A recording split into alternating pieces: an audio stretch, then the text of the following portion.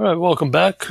Get right into our lecture here, focusing on the kind of regional actors and their influence as we begin to dive into events and leadership and developments, historical developments taking place in primarily the uh, African continent and what is we refer to as the Middle East today, India, and also developments in Japan as well. So I'll click on the slideshow here. Whoop, close it a bit. So again, we'll look at the developments in these pretty broad swath of the globe. Beginning with Africa, we'll take a look at the geographic composition of the continent itself. It's oftentimes not necessarily realized exactly how massive the continent itself is. And because of that, we see a rich kind of eclectic mix of cultures, languages, identities, um, and also experiences as well. So, in order to really kind of appreciate fully the developments taking place in Africa, but also the historical contributions of the continent and its people, it's necessary to understand the geography. We'll also take a look at the uh, series of waning empires at the in and around the dawn of, again, about the year 1500, the advent of the modern age itself, and then turn attention towards the Middle East, specifically focusing attention on the predominant empire there, the Ottoman Empire.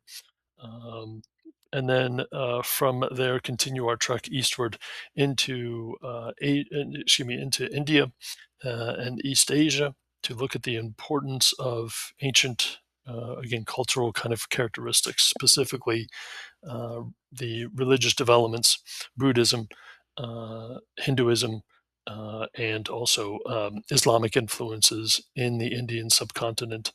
And also then moving again into the Far East, we'll begin to look at the developments taking place as Japan, the home islands of Japan, begin to pivot from a period of what's known and often described as the Warring States period, where you have a mix of local warlords beginning to kind of compete for dominance. And by the year 1600, the transition towards the 17th century, how there is this consolidation with the imposition of control, political control, in the hands of the Tokugawa era, or the establishment of the Tokugawa era. So all of this we'll take a look at in order to get a better sense of where the rest of the world stands in essence at the dawn of the modern age. So to give context here, and I guess I'll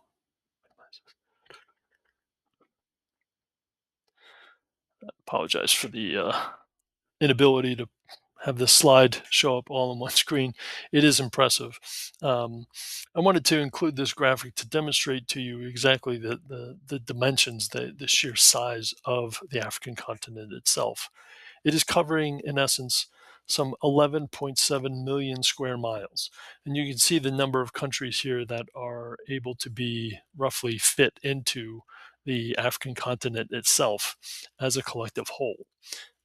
It is spanning a massive amount of the Earth's surface, from I think it's something like 60 degrees of the Earth's crust, and so as a result, it's basically borders the Mediterranean world on the northern fringe of North Africa, all the way down to um, South Africa, and it's kind of acting as the uh, a way station between the Atlantic and Indian Oceans.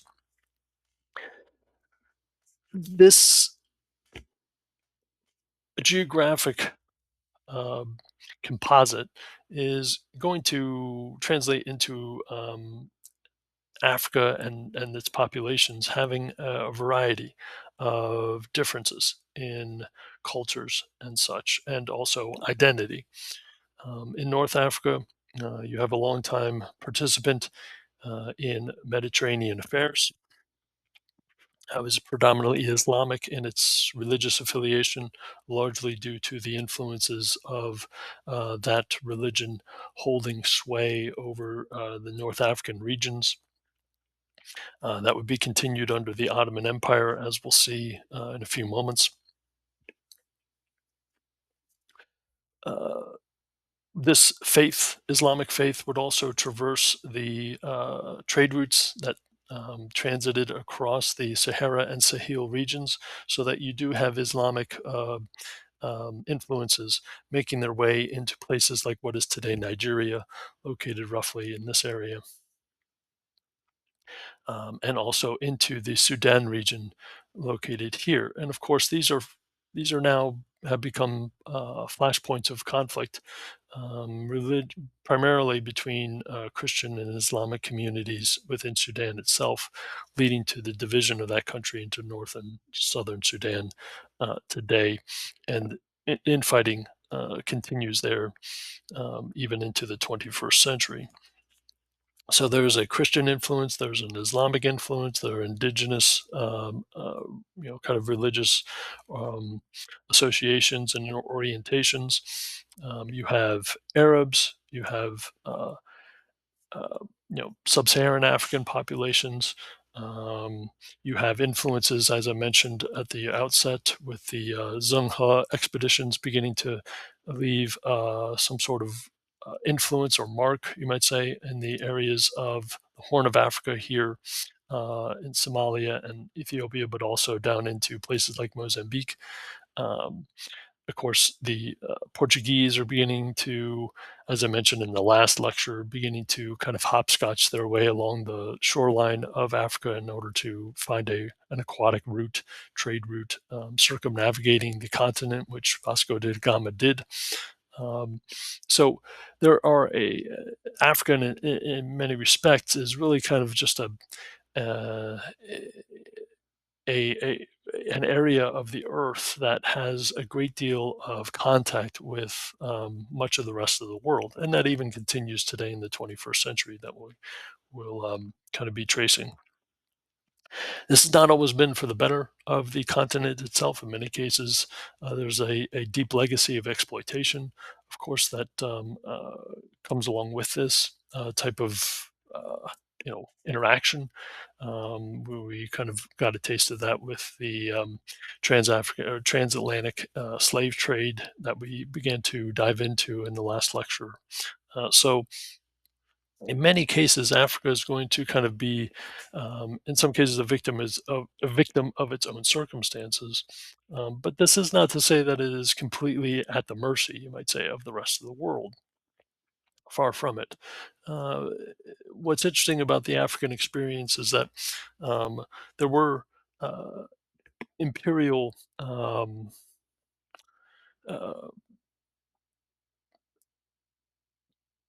foundations, you might say, or imperial establishments within portions of the African continent. One of the earliest of these was in Mali, lasting from about the year 1240 to 1460. This was in many cases kind of very characteristic or akin to the empires of Europe in its size, scope, as far as administrative capacities were concerned. As we kind of um, um, move towards the more modern age, however, it would be the Songhai Empire from about 1460 to 1591, situated along the southern fringe of the Sahel region, which is basically this transition zone between the Saharan desert of North Africa and the more tropical, lush kind of environment of sub Saharan Africa. The Sahel region is kind of this uh, shrubland, you might say, that is able to, kind of support a richer diversity of life as far as plants and animals are concerned, but it is not. It is kind of a steppe land, you might say. some respects. The Songhai Empire itself was a successor to the Mali Empire, and the Songhai were beneficiaries of a high degree, a high concentration of wealth. They were able to effectively tax and regulate the trade taking place between, and just to back up here to orient ourselves, the Songhai Empire is basically going to overlap the Mali Empire in this area here. The Songhai were going to tax and regulate the trade routes, the Saharan trade routes from um, this Sahel region to the Mediterranean markets of North Africa. And because the empire lay astride those trade routes, they could act as kind of the uh, or police, in many cases, the trade routes themselves. So you have goods, gold, other commodities coming out of this region. This is basically located along the upper Niger rivers, the Senegal region, the Black Volta rivers as well. And they would ship their goods to the interior, Timbuktu, Gao. These are two major cities within the Songhai Empire, uh, within its borders. And it was there that have a very kind of lucrative marketplace occurring. Again, the main commodities here were, as I said, gold and also slaves. Um, these would be traded or exchanged with North African merchants for Mediterranean goods and commodities. Um, so it's basically a north-south oriented system of trade. Goods coming from the Mediterranean region and from Europe included things like salt. And it can't be stressed enough how important salt was in a pre-industrial society. I mean, it was a natural preservative, so you could preserve foods, meats, and such for much longer periods of time.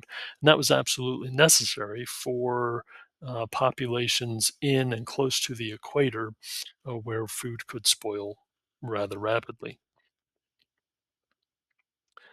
What's interesting also about the Songhai Empire and its ability to tax was that, unlike the tax in kind that we talked about with the regard to the Incan Empire, the Songhai Empire taxed in actual gold. So it proved to be extremely lucrative. This made the Songhai Empire one of the wealthiest empires in world history. And it also shows the sophistication with which it could use the wealth that it generated for its own purposes. It's a sign of advanced administration and a sign of advanced taxation as well. It's much easier to take pure raw specie or money, coin in this case, and use that as um, a payment for whatever the state needed, rather than to take commodities and try and convert them into and generate wealth from that. It eliminates that step in essence. As you can see, the Songhai Empire lasted roughly about 100 years or so.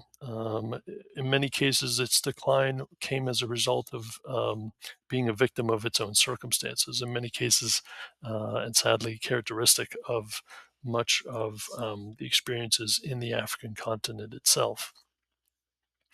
The increased presence of Europeans, specifically the Portuguese, emerging along the coastline as they again were trying to hopscotch their way around, or find some sort of way around the African continent, meant that the Portuguese were becoming more and more of a regular presence along the sources from which the slave trade was taking place, as well as the extraction of gold. In order to protect the established trans-Saharan trade routes, as well as this regular supply of gold, the Moroccan um, uh, Sultan organized his army and launched an invasion southward into the Songhai Empire, essentially to try and seize direct control over the sources of these rich, lucrative commodities, and therefore protect them against any type of Portuguese infringement. And also, you know, to prevent the Portuguese from simply cutting out the middleman, as it were, not only of the Songhai Empire but also of the Moroccan uh, trade link as well into markets of Europe. That act really spelled the death knell for not only the Songhai Empire, which began to crumble, but also for the Moroccan kingdoms as well. And so as a result, when you begin to, when the balance of power, when the security begins to break down, trade evaporates. Usually, merchants don't like to engage in trade in areas of the world that are not necessarily the safest regions in which to conduct business. And so, as a result of the Moroccan invasion, this destabilized the entire region of West Africa. And so, as a result, the trade system, the trade routes just simply evaporated and collapsed. When that happens, of course, these empires built around that trade collapse with them. In the eastern Sahel region, again, just to back up here. So we're moving, beginning to move eastward more into the interior of the Sahel region here of Africa. We turn attention towards another kind of political entity, that of the Kanem Borno. They also traded in slaves and also with in ivory as well. They warred with their immediate neighbor, the Hausa people. The Hausa kingdoms were responsible or able to amass a good deal of influence by taxing shipments of goods moving through their domains. Again, more along an east west kind of corridor as opposed to the Songhai north south orientation.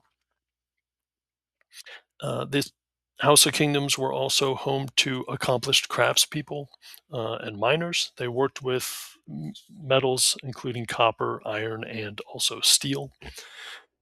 In South Central Africa, so moving into, in essence, what is today the Congo region, and more into kind of a tropical type of landscape and environment. You have cattle farmers beginning to dominate in this region in and around the Great Lakes district, which includes areas of uh, Rwanda and areas kind of along the southern fringe of the Rift Valley itself. Um, what's interesting in the this South Central African region is that they initially did not suffer from the slave trade and the effects of the African diaspora. That would not last, but it would take several generations in order for European and kind of world demand for African slaves to reach into the heart of the African continent itself.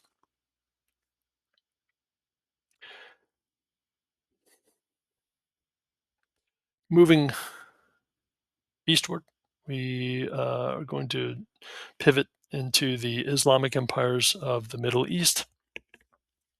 And again, most readily recognizable is that of the Ottoman Empire itself. The Ottomans, for their part, were a highly organized regional power to start. They benefited from the enactment of key policies, including a land grant system dating back to about the 1300s. This is where Ottoman military leaders were rewarded for their service to the Ottoman Sultan, and they were rewarded, of course, with land and the establishment of personal estates. That land that would be seized or had been seized and conquered as a result of the expansion of territory and the domain, the physical domain of the Ottoman Empire itself. Of course, this should sound very familiar. I mean, we just talked just in the last lecture about Spanish conquistadors and the encomienda system, as far as using land, newly conquered land, as a source of reward payment for military service. Your textbook also mentions the use of the adaptation to a moneyed economy within the Ottoman Empire. This is, again, a sign of advanced economic activity. It's more versatile with regard to the movement of goods and the acceleration of economic activity itself. That economies move more fluidly if you are using a standardized moneyed system in order to conduct business. And that was the case here in the Ottoman Empire. What's interesting also, as the Ottoman Empire begins its process of expansion, is that it becomes a what we would identify as a multicultural empire. That is to say, that is predominantly going to be Islamic in its orientation as far as law, religion, culture is concerned. But as it begins to take over control of Constantinople, and brings about the fall of the ancient Byzantine Empire, and begins to expand into the Balkan region of southeastern Europe. This means that it begins to take over control and administer to populations that were not Islamic in their orientation. In many cases, um, you had Eastern Orthodox Christians that were predominant in that region, as well as Roman Catholics as well. And so, what this means is that culturally speaking, it's a rich tapestry within this corner of the Ottoman Empire. The Ottomans, it should be noted, are of Turkish origin. And as they begin to expand into the Middle East, assuming control over not only the Levant region, basically areas that include what is today parts of Syria, Lebanon, and also Israel, um, they are, and also into what is today parts of Iraq, the Arabian Peninsula, and into North Africa, Egypt, and elsewhere. This means that these Turks are going to begin to incorporate Arabs into their domain as well. And so, again, they may be Islamic, they may kind of worship the same, have the same belief system in place, but there is an ethnic distinction here that is often overlooked, kind of in a more modern aspect. And oftentimes, it was going to be the Turks that would try to, on the one hand, cater to and recognize these groups, but on the other hand, kind of oppress these groups. And we'll see specific examples of that in the coming moments here.